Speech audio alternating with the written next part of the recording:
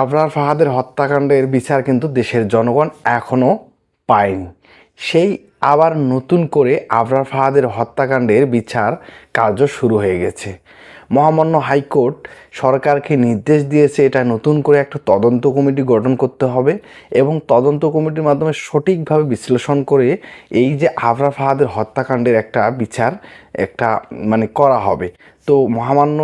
High court কি বলে চলুন আমরা সেটা একটু দেখে আসি এবং আবরার ফাহাদের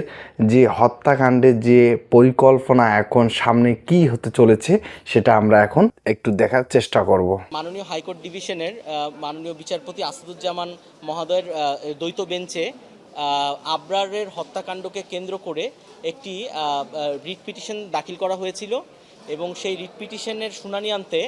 আমাদের মাননীয় হাইকোর্ট ডিভিশন একটি আদেশ প্রদান করেছেন, এই মর্মে একটি রুল জারি করেছেন এবং একটি অন্তর্বর্তীকালীন আদেশও প্রদান করেছেন। রুলটি জারি করা হয়েছে এই মর্মে যে বুয়েট সহ অন্যান্য উচ্চশিক্ষার ক্ষেত্রে যে সকল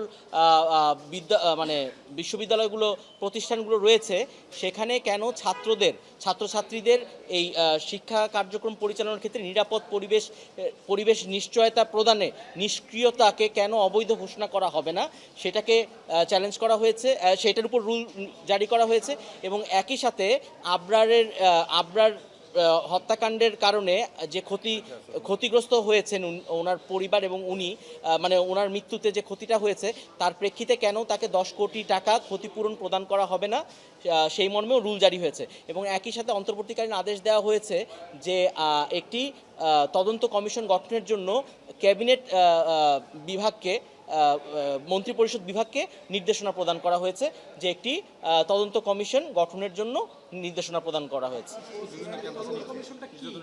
তদন্ত কমিশনটা হবে যে এই আবরারের ঘটনাটার সময় এই টর্চার যে হয়েছে এবং সেই প্রেক্ষিতে যে কোনো ওই সময় যে কোনো ব্যবস্থা কার ফেইলিয়ার ছিল এবং ওই সময় যে ওই নিরাপত্তা নিশ্চিতে যে ব্যর্থ হয়েছে সেইগুলো দেখার জন্যই ওই তদন্ত কমিশনটা গঠনের জন্য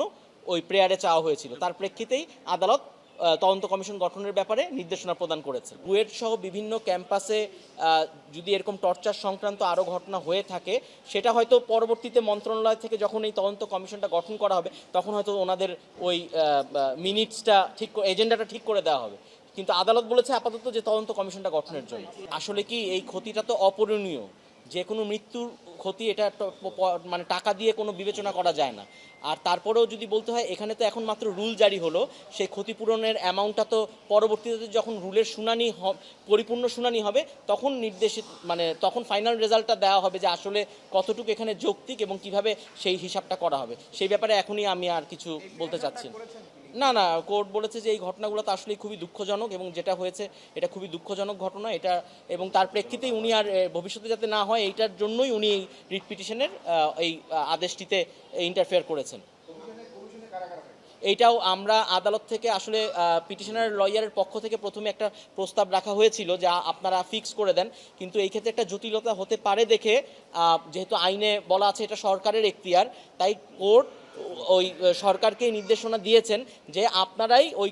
কমিশনটা ফর্ম করার জন্য আপনারাই গঠন করবেন আর কি।